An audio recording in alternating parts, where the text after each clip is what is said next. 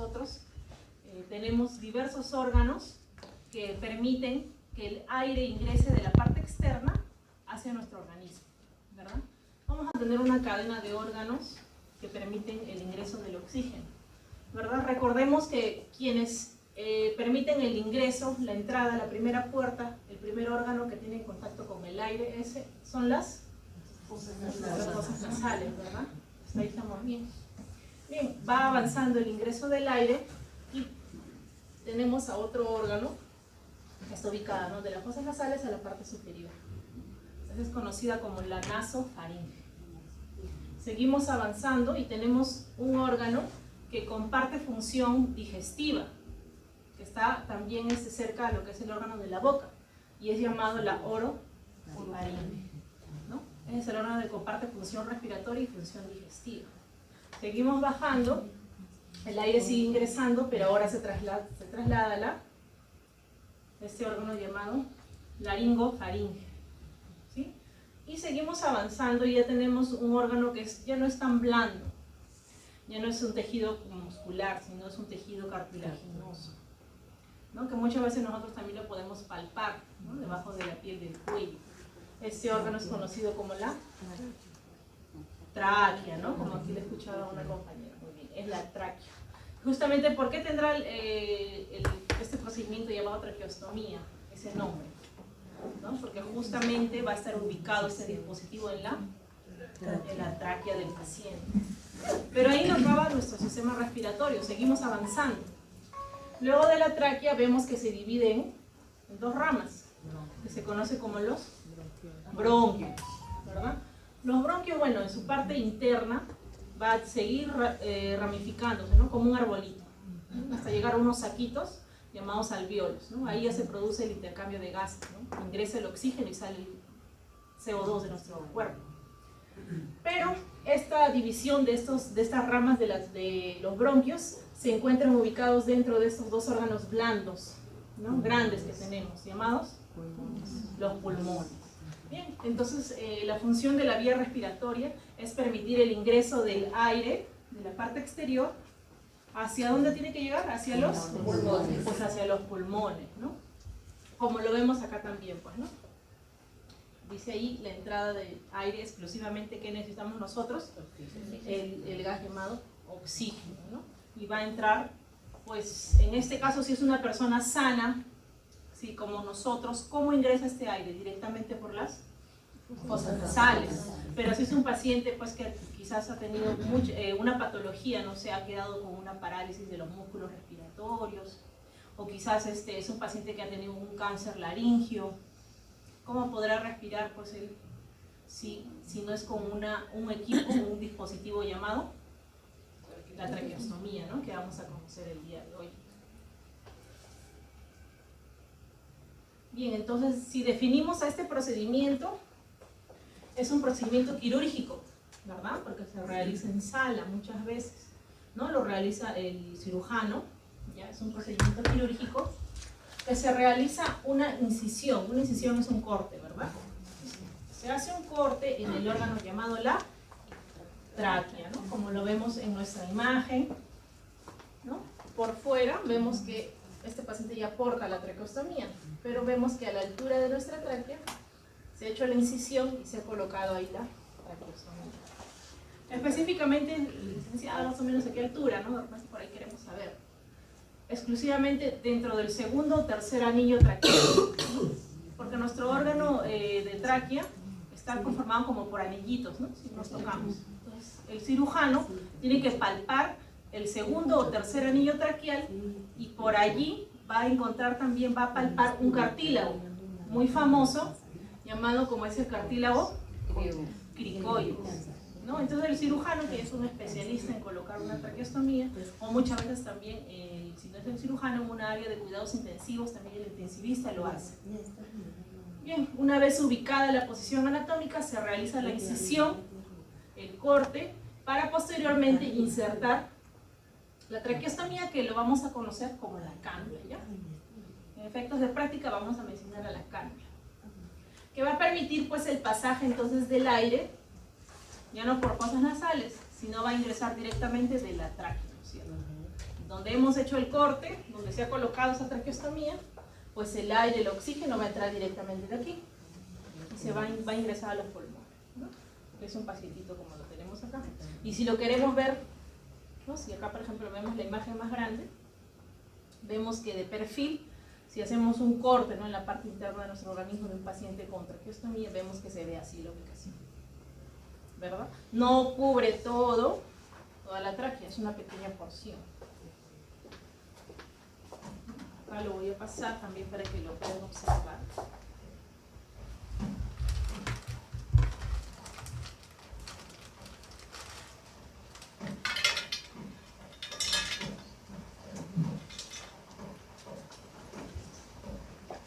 Si pueden ver, solamente es esta porción del dispositivo llamado traqueostomía que va a ingresar a nuestro paciente.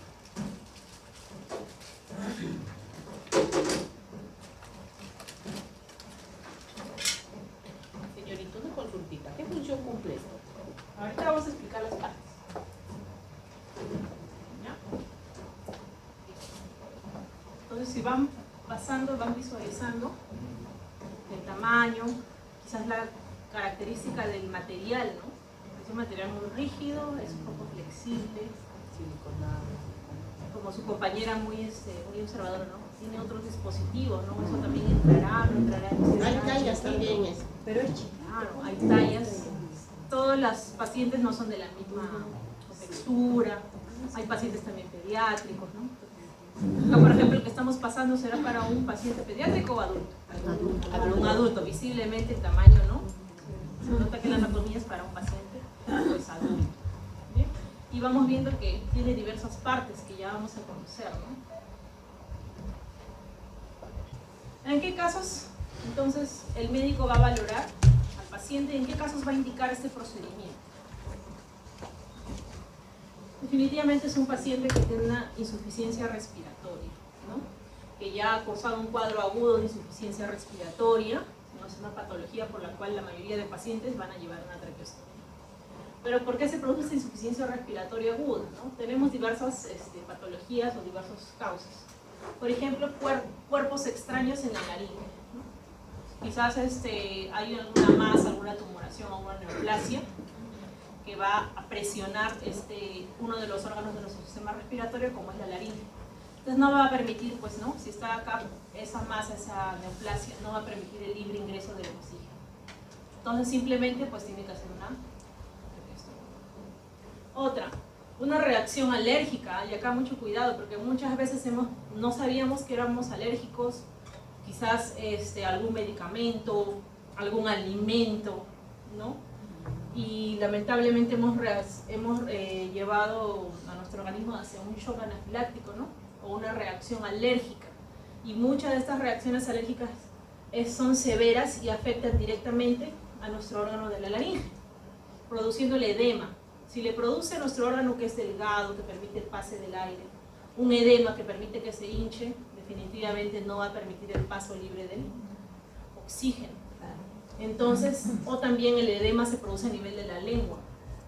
Entonces, si se genera un aumento de tamaño de nuestros órganos que son naturalmente diseñados para que pase libremente el oxígeno, pues es como una barrera, ¿no? O sea, el oxígeno no pasa libremente y como todo está en la parte superior, pues tengo que hacer una traqueostomía. En esos casos también están indicados. Una estenosis laríngea, lo contrario de un edema, de que se hinche nuestro órgano, acá se va a producir un acortamiento. Entonces tampoco va a permitir pues el paso del oxígeno, ¿no es cierto? Malformaciones congénitas, ¿no? Que quizás se comparten, ¿no? Muchas veces el órgano de la tráquea o la primera porción de la laringe se comparte con el esófago, y el esófago es un órgano para comer. Si comemos, es un órgano digestivo. Entonces, ¿qué pasa si el alimento, por una malformación congénita, en vez de pasar directamente al esófago, pasa por la tráquea? ¿Cómo protegemos al paciente? Colocándole un dispositivo de traqueostomía, ¿no? Hay malformaciones congénitas de las cuales ya te genera ese tipo de causas, ¿no? Para una insuficiencia respiratoria. Neoplasias laringeas, ¿no? Un cáncer. Parálisis también de esta zona que está cerca de las cuerdas vocales. Traumatismos laringeos, ¿no? Traumatismos, quizás ha habido un accidente de tránsito que ha afectado toda esta región de la laringe o la parte cervical también, ¿no? O también traumatismos cráneoencefálicos, ¿no? Infecciones agudas de la laringe misma, también se coloca una traqueostomía.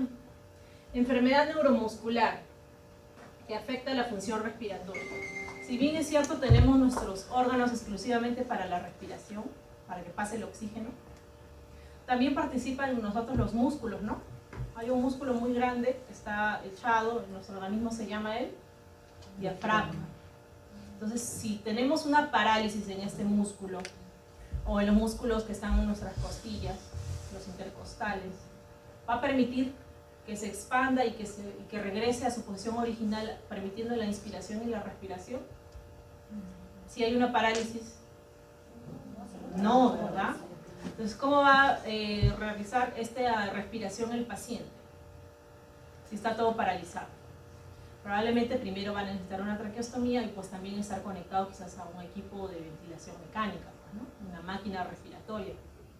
Entonces, en el caso de parálisis que afectan a los músculos que cumplen función respiratoria, también está indicada una traqueostomía.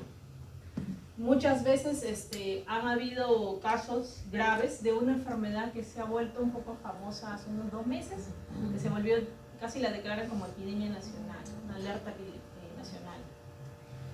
¿Escucharon del síndrome de Guillain-Barré? Sí. Muchas veces esta enfermedad llegaba pues en un estado leve, ¿no? El paciente tenía una parálisis, no movía quizás miembros superiores e inferiores, pero puede avanzar a un grado severo en el cual el paciente tampoco puede movilizar los músculos de la parte respiratoria. Entonces han habido casos en diversos hospitales, ha habido siempre 5, 6, 7, hasta 10 casos, ¿no? En hospitales en el cual este síndrome de Guillain-Barré llegó a ser severo. Entonces los pacientes necesitaron pues indudablemente un equipo de soporte ventilatorio, ¿no? Estar conectado a un ventilador mecánico, colocarle su traqueostomía, ¿no? Pues también ha llegado esta enfermedad pues, ¿no? a ser un poco famosa a raíz de que se detectaron varios casos a nivel nacional. Pero esta enfermedad ya estaba desde mucho antes. En el caso de cirugías extensas de la vía respiratoria, como protección en la parte preventiva, ¿ya?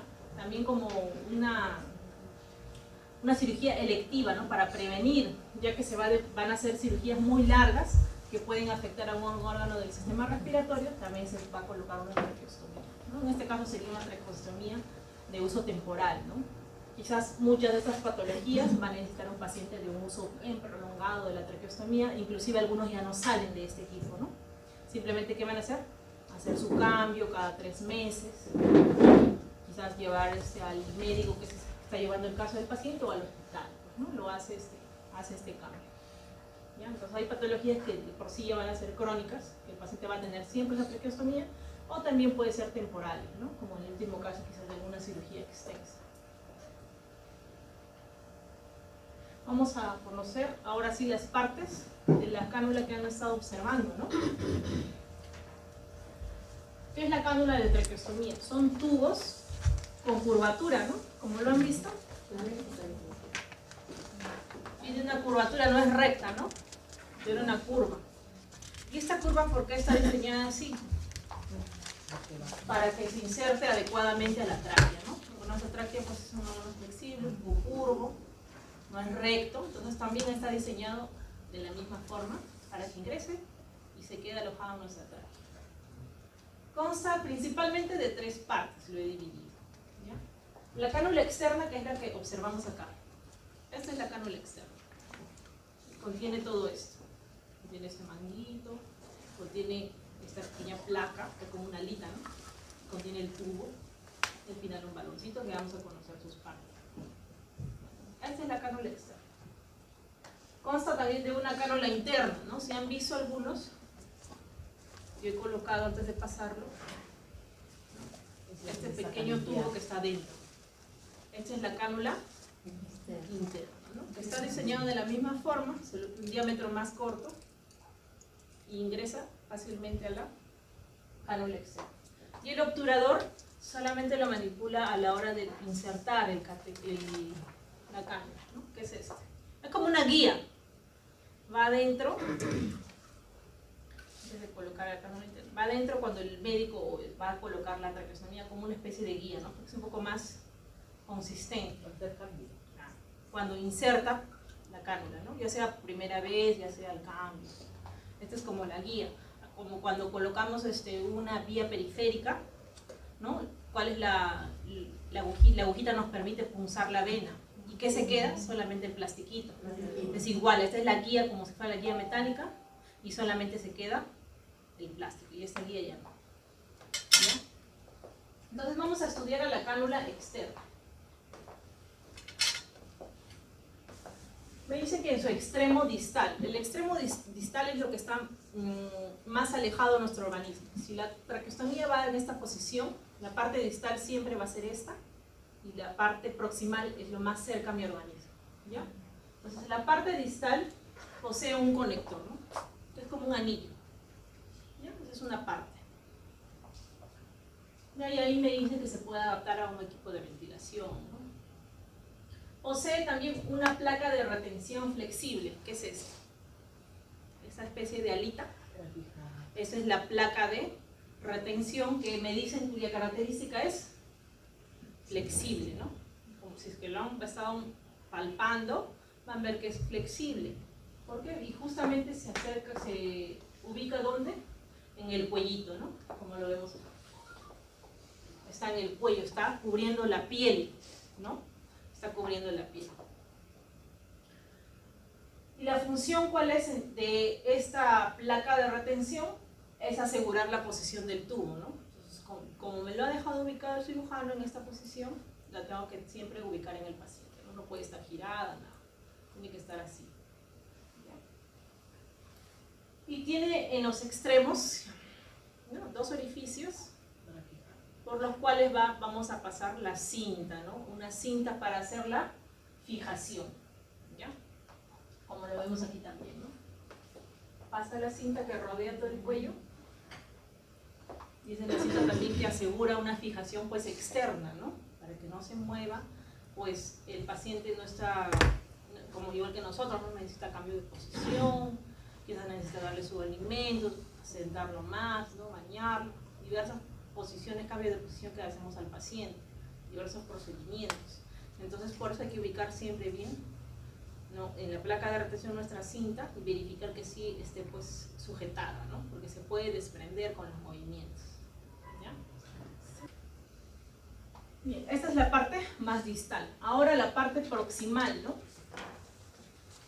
Que es la que queda dentro de la tráquea. Toda esta porción, que es la parte proximal, queda dentro del organismo, dentro de la tráquea. Y vemos que en la punta hay un balón, ¿no? Vemos que está este balón, como lo vemos en la imagen, ¿está inflado o desinflado? Aquí. Acá está desinflado, ¿no? ¿Cómo se llama este balón? Lo conocen como el balón de neumotaponamiento, ¿ya? Que se conecta por fuera. Este baloncito está conectado por fuera, quiere decir que esto no entra en el paciente, con un balón más pequeño llamado un balón piloto, ¿ya? ¿Y por qué hay esta conexión? ¿Por qué lo han diseñado así? Porque este balón piloto va a permitir el inflado del balón de neumotaponamiento. ¿Y cómo se infla? Utilizando una jeringa de 10. ¿Ya? Cuando utilizamos un poco de aire con una jeringa, luego que el balón viene así desinflado, ¿ya? Así ingresa en el paciente desinflado. Si le introducimos aire por este balón, como lo vamos a hacer en un momento, pasa por aquí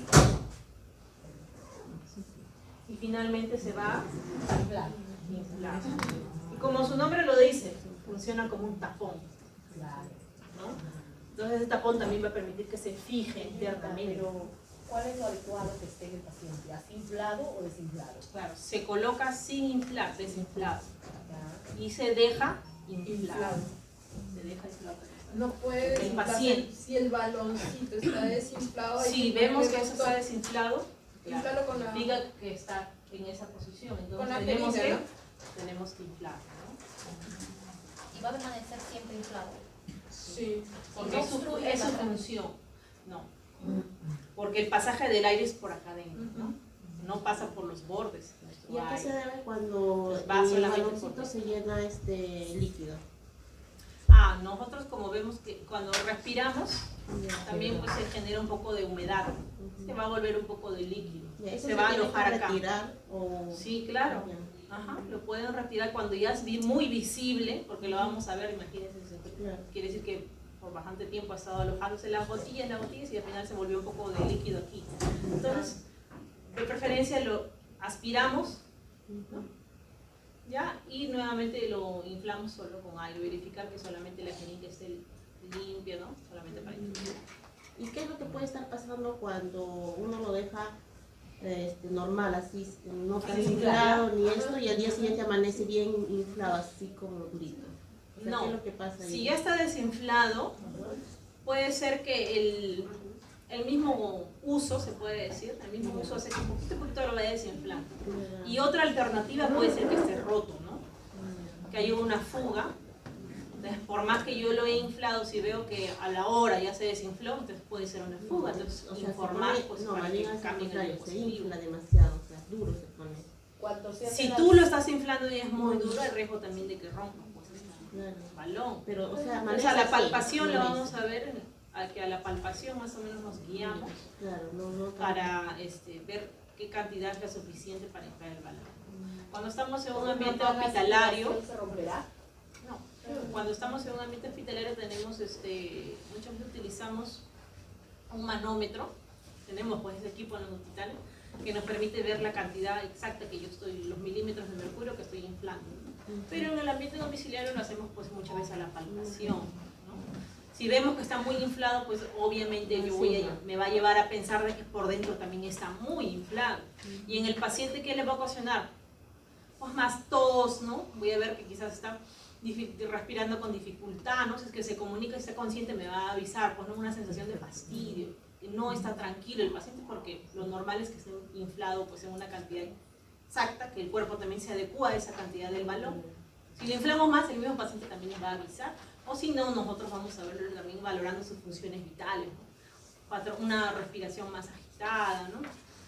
Quizás también él te va a llamar para que le falte el aire o algo le está incomodando, ¿no? Este balón de homotaponamiento tiene como función conseguir una posición alineada también, ¿no? Va a permitir que no esté navegando ni a la derecha ni a la izquierda, sino que esté alineado este tubo. Va a evitar la fuga de aire. Si está desinflado, el pasaje del aire ya no va a ser solo por dentro, ¿no? Quizás por ahí se escapa un poco de aire a los costados. No es lo que yo quiero. Y también va a evitar la aspiración de secreciones, ¿no? Si es un paciente que está con abundantes secreciones, ¿no? Entonces, todavía, y menos si todavía no lo ha aspirado, entonces, y esto está desinflado, va a permitir que esas secreciones puedan pasar por los costados, va a entrar pues a la vía respiratoria. Eso es lo que no queremos. Entonces, un balón bien inflado también va a evitar la aspiración de secreciones. ¿Ya? O en el otro caso, de alimentos, ¿no? Porque muchas veces también este paciente pues, posee una sonda nasogástrica quizás, ¿no? Entonces también hay riesgo de una aspiración, ya no por secreciones, sino aspiración por alimentos, por la comida, ¿no? Entonces, ¿qué hacer en ese momento? Entonces, para evitar esos riesgos, emergencias, mejor valorar bien la posición de mi cánula de traqueostomía, ¿no? Valorar también el inflado con mi balón piloto, porque es lo que está afuera, por dentro yo no veo cómo está. ¿Ya? Y lo vamos a hacer el inflado posteriormente, ¿ya? Una parte. ¿Qué más? Sí. ¿Qué pasaría si el balón o la bolsita que decir lo que siempre no sé exactamente, ¿no? ¿Qué pasaría si se rompe? En ese caso se tiene que cambiar. Se tiene que informar para que se cambie la cánula. Pero ¿y si está capeada recién? No, igual se tiene que cambiar. Porque en unas ocasiones se tiende como a resecar, a quebrarse. Claro, si lo encuentran más, si lo encuentran quebrado, igual, ¿no? Se tiene que cambiar. El médico lo cambia. O sea, ¿qué es el beneficio que le da? O sea, ¿qué hace esa bolita? Acá está. Con lo que estoy explicando. Señorita, pero yo he visto pacientes que pasan meses sin inflar esa bolita. ¿No hay problema? No, lo ideal es que esté inflado. Sí, ¿no? Y tienen que mantener limpio porque a veces tienen Claro, exacto. Sin líquido, solamente es aire, ¿no? Nuestra vía respiratoria nunca puede haber líquido. Si ingresa un poco de líquido, alimentos, secreciones, vamos a aspirar al paciente, ¿no? Va a entrar en un cuadro de infección respiratoria aguda, va a tener quizás que necesitar pues estancia hospitalaria, ¿no? Va a cargar una infección también, ¿no? Etcétera. A veces cuando un paciente no es tan consciente, el doctor dice, o sea, a veces quiere probar alimento, dice, dale un poquito. Y al darle, sale por... Claro, puede haber riesgo, porque si es primera vez y el paciente recién va a recibir alimento después de un tiempo de usar sonda, puede observar que cae por la traqueostomía. En ese caso, pues no voy a seguir forzando, ¿no? Entonces, suspendo, claro, lo informo y lo suspendo pues, en ese momento.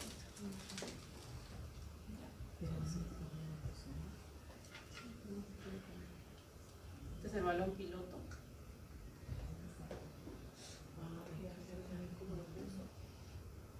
Ya, por ejemplo, sería esta, ¿no? Solamente introduzco aire, como han visto, cargo aire en la jeringa. Lo conecto porque tiene una posición que encaja con una jeringa cualquiera, de 20, de 10, cualquiera. Simplemente, para que observen, lo voy a inflar un poquito más.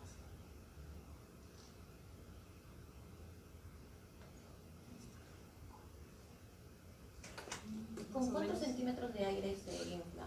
Generalmente es con 10. 10 centímetros. Sí. Depende también del tamaño de la cánula.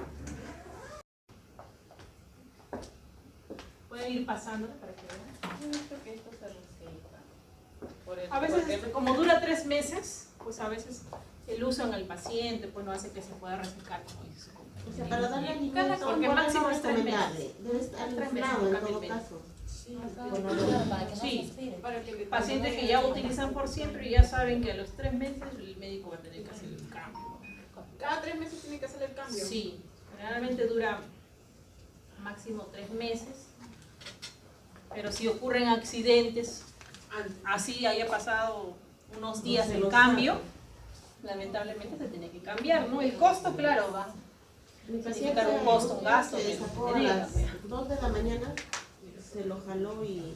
Hay que tener cuidado, ¿no? Los pacientes que no están orientados, más si los pacientes se desorientan en la noche, ¿no? Hay pacientes adultos mayores que se despiertan, y lo primero que no saben dónde están, pierden el espacio, la noción del espacio, del tiempo también, ¿no? No saben que es de noche, de día, simplemente despiertan inconscientes y lo primero que hacen es agitarse y retirarse lo que tienen ellos. Si tiene su vía se la va a retirar, si tiene la sonda muchas veces se la sacan.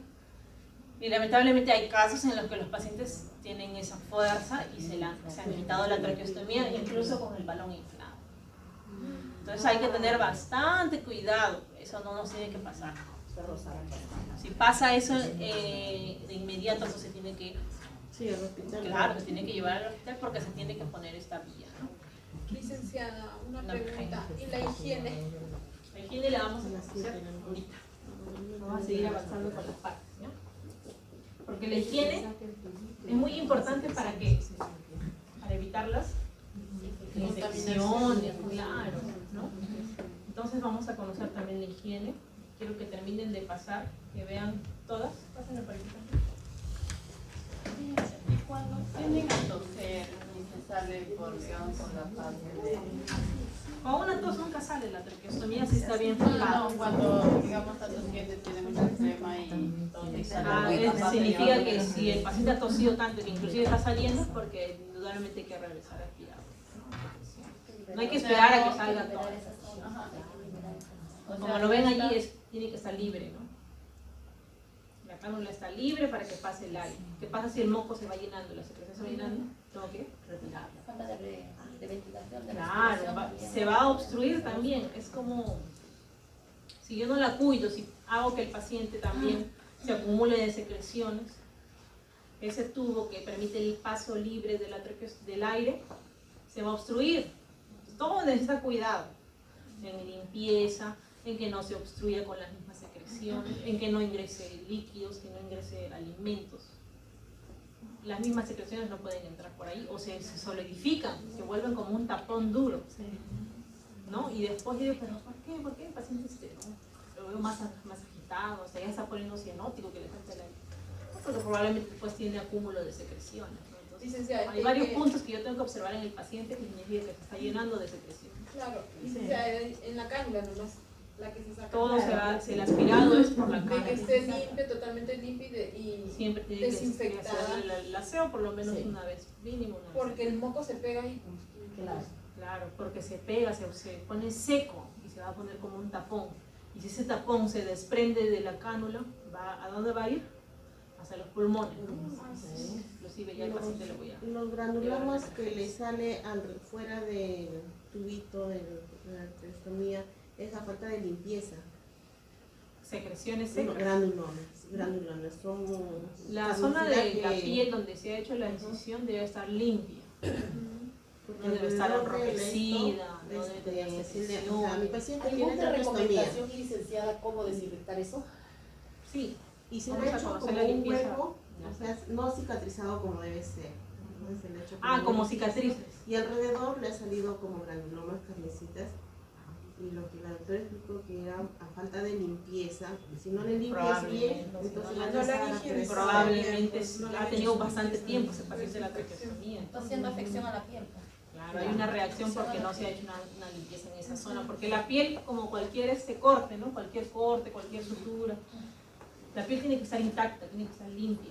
Si yo la empiezo a ver enrojecida, ¿no? Ya me debe llamar la atención, ¿no? Probablemente es también por llegue, falta de limpieza. claro, llegue a cambiar o rojo o también la pus, ¿no? La secreción amarillenta, Sí. ¿no? Entonces, o la misma secreción que rodea es una secreción verde. Entonces son signos de infección, pues, ¿no? Que va a necesitar el paciente, aparte de la limpieza, va a necesitar ya su tratamiento con antibióticos. Definitivamente, ¿no? Ya, pues, ¿no? Informar, así diría lo que diga la familia, el familiar, ¿no? Informar porque van a necesitar que venga para darle su tratamiento, ¿no? Y ya más cuidado, indudablemente, ¿no? El personal que trabaja con ese paciente, más cuidado en el manejo de las tomas del paciente. Licenciada, uno se da cuenta cómo está por dentro el paciente por el color del moco. Claro, el color de cualquier secreción pues puede ser blanquecina, ¿no? Está ligeramente clara amarillenta. Ajá. Pero ya yo veo, si yo estoy cambiando el turno y estoy viendo que al día siguiente que venga ya está más amarilla, oscura o verde, y tengo que reportar porque probablemente ya son signos que me dan a una infección. Entonces por eso yo tengo que valorar todo. Si trabajo con un paciente y yo me reporto con otra colega, tengo que decirle las características de las secreciones. ¿Ya? No es solamente reportar, sí, el paciente comió, descansó, tranquilo. Reportar, y si tiene su traqueostomía, ¿qué características son las secreciones? ¿Cuántas veces ha necesitado que yo lo aspire? Quizás en un día se aspiró una sola vez, tenía poca cantidad de secreción. Pero al día siguiente yo veo que la demanda de secreciones es abundante. Pues también la cantidad, ¿no? Va a ser un indicativo de que puede estar pasando, va a iniciar una infección. Entonces tengo que reportarme la característica del color, cantidad, y también la característica de la piel. ¿Sí? ¿Cuántas veces estoy haciendo el aspirado? Una pregunta, ¿hasta cuántas veces se le puede aspirar? Generalmente cuando se hace el procedimiento, 3 veces. Claro, Diarias. depende. 3 no, en ese momento. Si voy a estar aspirando al durante el paciente son día. 3 veces. Y durante el día depende de la necesidad del paciente. Licenciada, ¿y qué color son? Así como dice usted, claras, Son claras. claras, amarillentas. Si cambia ya amarillo oscuro, verde, signos de infección. Por eso, así se dice, claras, amarillentas y Claras, transparentes casi. o transparentes, amarillentas y verdes. Claro, eso ya es verde, ya es signo de infección. Ya seguimos. Ahora vamos a conocer a la cánula interna, ¿no? Esta cánula interna va a quedar ajustada, ¿no? Exactamente a mi cánula externa. También vemos que en su parte distal, ¿no? Que es la más visible, que es la visible de la parte de afuera, tiene un anillo adaptador igual, ¿no? Que la cánula externa, pero un poquito más grueso. ¿Ya? Y por aquí se sujeta para la manipulación. ¿Ya? No tengo que sujetarlo de todo el cuerpo, sino solamente de la parte más distal. ¿Ya? para también asegurar la asepsia, ¿ya? Entonces de este anillo distal también lo sujeto. ¿Para qué me sirve? Para retirarlo cuando voy a hacer su limpieza. ¿Ya? ¿Qué más hemos dicho que tiene otra parte? Esa manguera externa que va, se corre el riesgo que cuando uno no le realiza una buena limpieza se rompe, se quiebra el plástico. Sí, todos tienen que cuidar. Inclusive eso es delgadito, ¿no? Tener bastante cuidado cuando estamos inmovilizando al paciente, no se vaya a quedar atrapado en la espalda. Tiene que estar adelante, no se va, puede cortar, se puede romper, podemos estirar rotando que lo podemos sacar también la cánula. El obturador, que es la guía para inserción de la cánula cuando va a ingresar por primera vez a la tráquea. Y he puesto aquí, he agregado el French. No sé si han escuchado, como ustedes dicen, ¿no? El número, el calibre, me han estado preguntando, ¿no? Por ejemplo, aquí lo vemos, el French, que es una escala para designar el diámetro de la cánula de traqueostomía. El French es como en un Avocat, yo veo el calibre, por ejemplo, el calibre 20, ¿no? El que es más grueso que el calibre 24. Entonces acá es similar, pero se llama French. En este caso, en esta cánula, por ejemplo, si viene acá, yo puedo ver el French desde la envoltura, ¿no? Me dice 8 French. Entonces es una marca, una traqueostomía, en este caso, por ejemplo, Chile, es un ejemplo de una marca de traqueostomía. ¿Y cuál es el French? 8. Si yo lo quiero ver en la cánula, si quiero corroborar que aquí me dice 8 y acá también, lo van a ver que en el anillo de la cánula interna dice también el número, ¿no? El número de el diámetro de la cánula, en este caso el 8. El más usado en un paciente adulto, pues este tamaño, ¿no? El número 8. ¿Cómo se llama entonces? La cánula o tubo de traqueostomía. Fenestrado. Se llama como está ahí, ¿ya? Fenestrado. Es el nombre de lo que la compañera nos estaba haciendo la observación, ¿no? La cánula interna, Diferente a la otra. normalmente es, ¿no? No tiene ningún orificio. ¿Y en qué lo diferencio? El huequito. El huequito. ¿ya? Pero cumple la misma función. También se adapta a nuestra cánula externa, miren. Igualito. Pero que... La única diferencia es Ajá. el orificio y por eso se llama fenestrada. ¿Y para qué está ese huequito? Seguro están preguntando. Claro. ¿Ya? Permite la fonación. ¿Qué es la fonación? Permite la habla, ¿no? Quizás es un paciente que ya pues, ha aportado mucho tiempo la traqueostomía, es un paciente que está muy estable. El médico va a indicar que se le alterne colocándole una cánula fenestrada.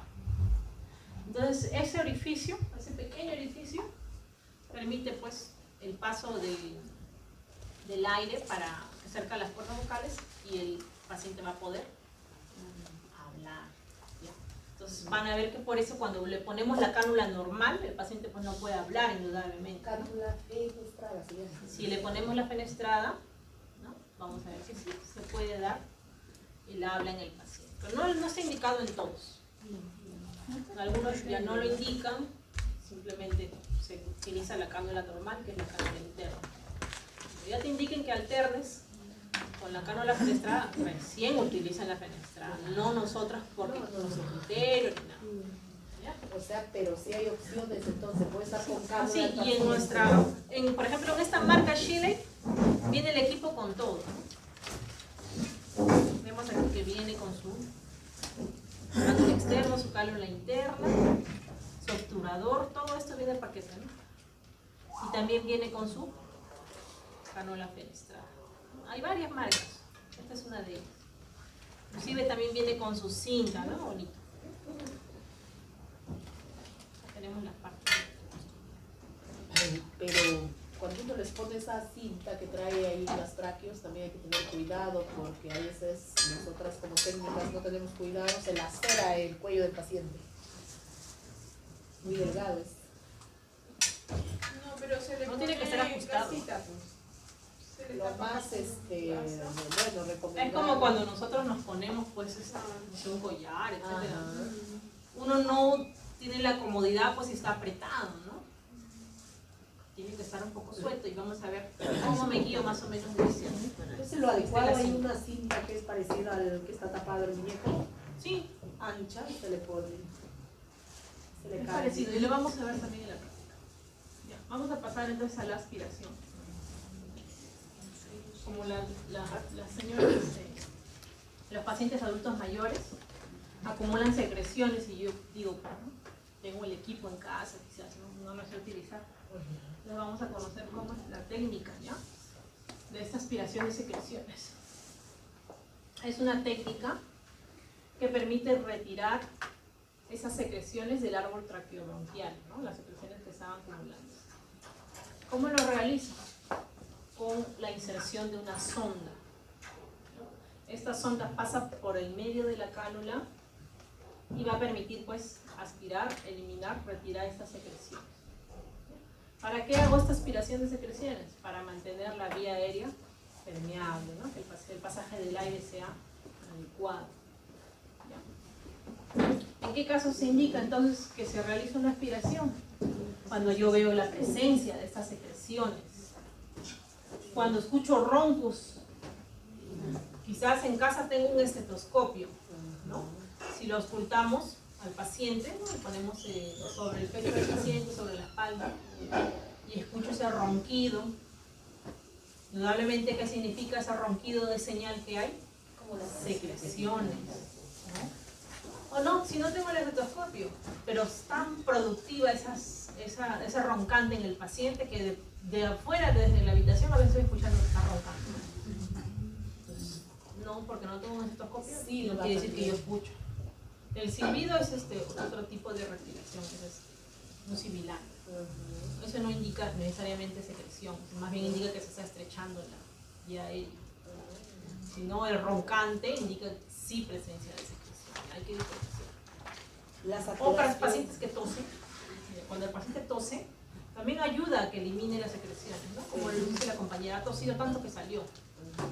Pero hay pacientes que por más que tienen ese reflejo todavía de tos, no pueden, ¿no? Y él mismo te llama, te dice O que ya empieza a no, bajar te la desespera. saturación. Claro. La saturación también indica. Entonces es importante que todos.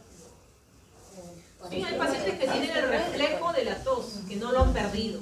Hay pacientes que ya no tienen el reflejo de tos, simplemente no pueden, ¿no? O sea, neurológicamente afectado en los nervios, también el resto de reflejo, y no puede deglutir, no puede toser. Entonces, como medida de protección, ya le han puesto una cánula de traqueostomía. Otra indicación también, pues, en el caso que yo valoro, funciones vitales. ¿Cuáles son las funciones? Las principales funciones que me indican una vía aérea permeable. La saturación, ¿no? ¿Cuántos son los valores normales de una saturación? A ver, recuerdo. Bueno, de 90 a 100 me han dicho, y que cuando ya bajan es oxígeno. No, saturación de 92 de oxígeno, ¿no? En un paciente, en una persona normal es mayor a 95%, pero hay pacientes que saturan lo normal para ellos es de 90, 92%. Hay pacientes que tienen, ¿por qué esa saturación es normal para ellos? Porque tienen fibrosis, que quiere decir que el pulmón, ¿no? Por su calidad de vida, por su profesión, a veces, ¿no? Se vuelve un poco fibrótico, se envejece. Eso es, digamos, sin Claro, ventilación. entonces el paciente nunca va a llegar al 95, ¿no? Y yo estoy con mi saturado y digo, pero me asusto de repente, ¿no? Si a mí me habían dicho que lo normal es de 95 a más, ¿no? Le voy a poner de 95 a 100%. Sí. Pero yo me preocupo, sí, puede ser que me genere un signo de alarma. ¿Por qué no llega a estos valores normales? ¿No? Entonces es importante conocer a mi paciente, ¿no? Quizás ya el médico me ha dicho que su antecedente permite que él solamente sature de 90 a 92. Y el paciente le encuentro tranquilo, no veo la sensación de falta de aire, no veo que se cansa, ¿verdad? ¿Por qué? Porque ya su capacidad de su cuerpo es saturar de 90 a 92. Ya menor de 90 no. Eso ya es signo de que está por baja una saturación. ¿Ya? ¿Qué otro signo vital me permite también valorar si yo lo puedo aspirar o no aspirar al paciente? Se está volviendo por la repetición. Ya, eso no es un signo vital, pero sí es un signo, ¿no? Yo lo veo, que se está poniendo quizás con la coloración azul de sus dedos, de su boca. Indudablemente eso es porque ya el paciente ya se está quedando sin aire, ¿no? Antes de llegar a eso, otro síntoma, otro signo vital. El pulso. Antes de tomar la presión arterial. La respiración. Claro, muy. ¿Conoce este signo vital como? Frecuencia respiratoria.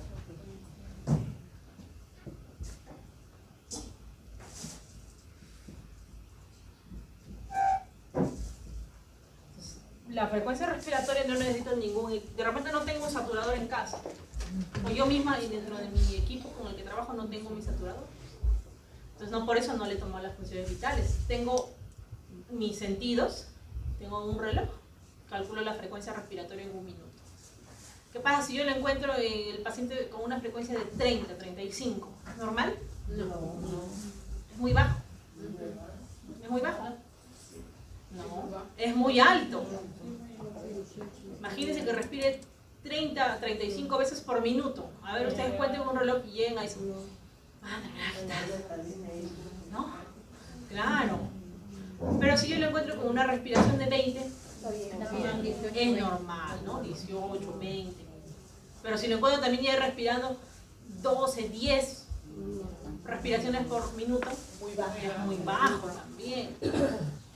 Aunque cuando un paciente concilia sueño, baja un poquito también su saturación, puede llegar a 90. Entonces lo normal debe ser la respiración 15, 16. Entonces lo normal. Lo normal es, por ejemplo, un paciente con su traqueostomía está respirando 20 respiraciones por minuto. 16, 17. 16, 18, 20, ¿no? Ese rango, ¿ya? Ah, Pero si ya yo veo que está llegando a rangos de 26, 28, 30, ya me empieza a llamar la atención. No voy a esperar que el paciente pueda estar 40 respiraciones, ya no puedo. se puede. Otro signo vital. El pulso no. El pulso, claro, es un signo, pero se llama el signo vital. Respiratorio. No, frecuencia Cardíaca. Muchas veces el saturador viene, ¿no? Sí, marca la frecuencia cardíaca. Pero,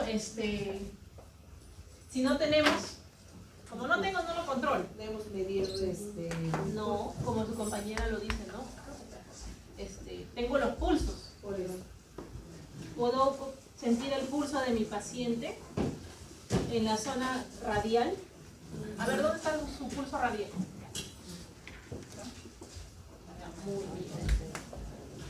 Entonces, ¿cuántas frecuencias por minuto es lo normal?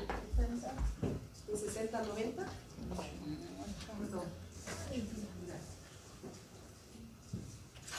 ¿No? Por ejemplo, acá este saturador.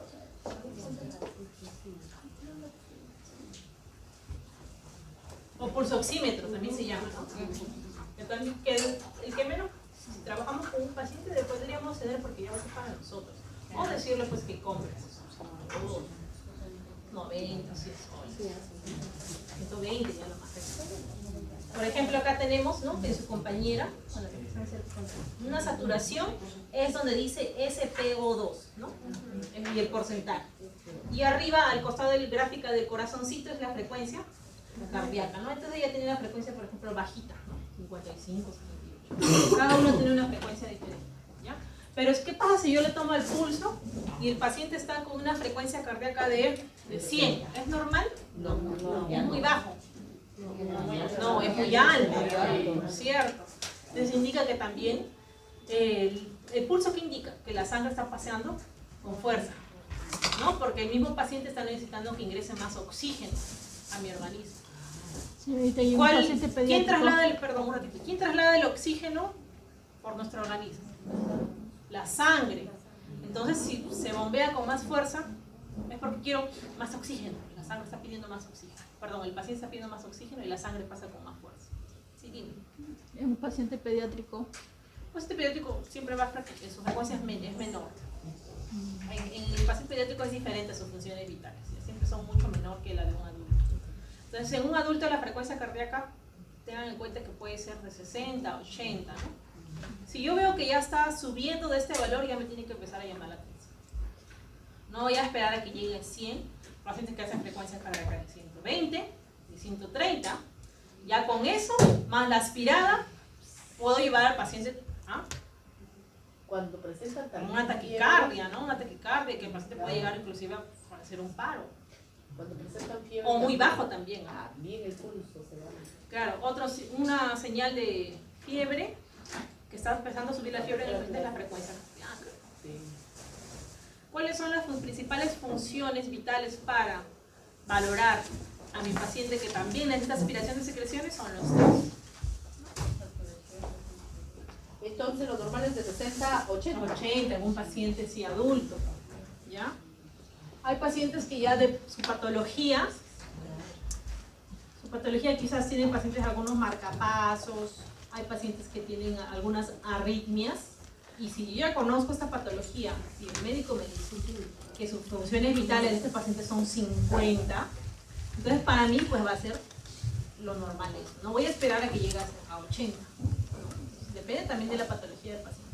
O por el otro lado, la arritmia que tiene este paciente me hace que su corazón, sus frecuencias normales sean de 100. Entonces, sus frecuencias normales son 100, yo debo de saberlo, ¿no? No me debe, pues, quizás ser un signo de alarma. Si sube, más bien si baja mucho, debe ser un signo de alarma, ¿no? Por ahí debe estar pasando algo en el paciente. Entonces, lo principal son estos tres signos vitales, ¿ya? Indudablemente, ya saben que en su paciente también controla usted su presión, que más controlan su temperatura, ¿no? Eso ya se conoce.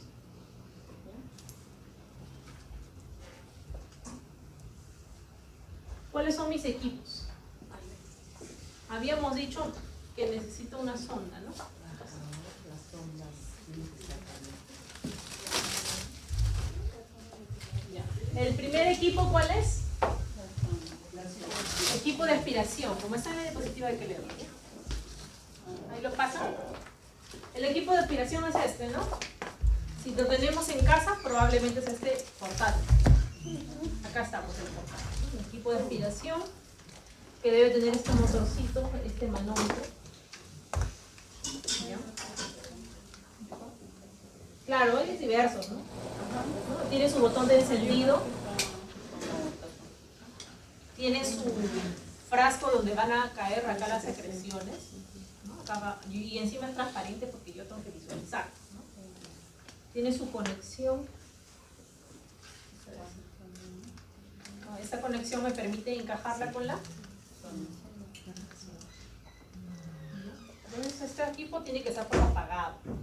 Solamente cuando yo le voy a usar, lo voy a encender. ¿Ya? Y también debo de ver, si yo cuento con este material, debo de verificar cada entrega de turno, quizás que funcione, pues, ¿no? Porque se puede malograr. ¿Ya? Otro material, el pulsoxímetro, si lo tenemos, usarlo. El pulsoxímetro que viene de diversos tamaños, el que tenga. Mi sonda de aspiración, ¿no? Acá ¿lo pasan? Sí, sí. Vamos a ver, vamos a diferenciarlo nosotras en dos partes, ¿ya? La parte que está de color es la parte distal, ¿ya? Y tiene una cabecita, ¿no? Donde hay un orificio. Ese orificio permite la succión. Quiere decir, si yo conecto la sonda al equipo de aspiración sin tapar nada, no va a aspirar, porque el aire va a salir, ¿no? La fuga va a ser por el orificio de succión. Pero si yo lo tapo, ya voy a realizar la succión. Entonces, eso no se olvide, ¿ya? Hay que tener bastante en cuenta. Cuando les digo que aspiren o activen la succión, recién tapo el orificio. Cuando no les digo es porque la sonda se introduce sin manipular esta sonda. ¿Ya?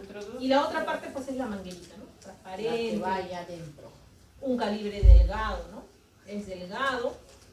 Tiene también dos orificios antes de terminar en la puntita, ¿no? ¿Ya? Y si ven que es delgado, ¿por qué? Porque tiene que entrar por la cánula interna. No tiene que ser esta sonda más gruesa que la cánula interna, si no, no voy a poder aspirar.